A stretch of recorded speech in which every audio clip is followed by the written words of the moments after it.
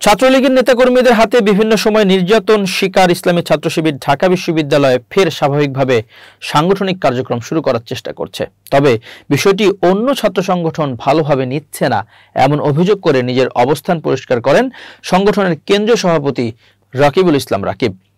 শনিবার এক অনুষ্ঠানে ছাত্র শিবিরকে গোপন ও নিষিদ্ধ দাবি করে তিনি বলেন, বিগত 15.5 বছর ছাত্রদল প্রতিটি ক্যাম্পাসে কমিটি দিয়ে কার্যক্রম পরিচালনা করেছে।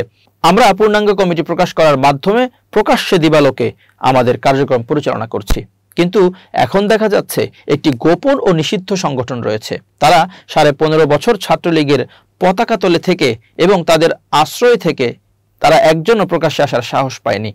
এ সময় তিনি ছাত্র শিবিরকে উদ্দেশ্য করে আরো বলেন, আপনারা এমন কোনো ষড়যন্ত্র করবেন না আবার 1971 সালের ন্যায় আপনাদের আবার বড় ধরনের বিচারের মুখোমুখি হতে হয়।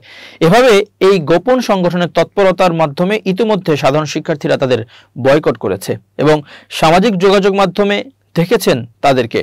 ছাত্রদল সভাপতির এমন বক্তব্যের পর বিভিন্ন মাধ্যমে শুরু হয় আলোচনা ও সমালোচনা। এবার বিষয়টি নিয়ে নেতাকর্মীদের নির্দেশনা দিয়েছেন ইসলামী ছাত্র শিবির। রোববার সেপ্টেম্বর 1 বার্তায় নেতাকর্মীদের জানায়, সম্প্রতি ছাত্রদল সভাপতির একটি বক্তব্যকে কেন্দ্র করে সোশ্যাল মিডিয়ায় অনেকেই লেখালেখি করছেন। আমরা আমাদের সকল দায়িত্বশীল ও জনশক্তি ভাইদের প্রতি কোনো ধরনের প্রতিক্রিয়া না দেখানোর আহ্বান জানাচ্ছি। ব্যক্তি ও দলীয় বিতর্কের ঊর্ধ্বে উঠে আমরা জাতীয় ঐক্যকে প্রাধান্য দিতে চাই। ছাত্র জনতার বিপ্লবের অন্যতম স্পিরিট হলো জাতীয় ঐক্য ও ফ্যাসিবাদের নির্মূল। তাই আমাদের সবাইকে উদারতা ও দায়িত্বশীল আচরণ অব্যাহত রাখতে হবে। মহান আল্লাহ আমাদেরকে ধৈর্য ও প্রজ্ঞার মাধ্যমে কাজ করার তৌফিক দান করুক।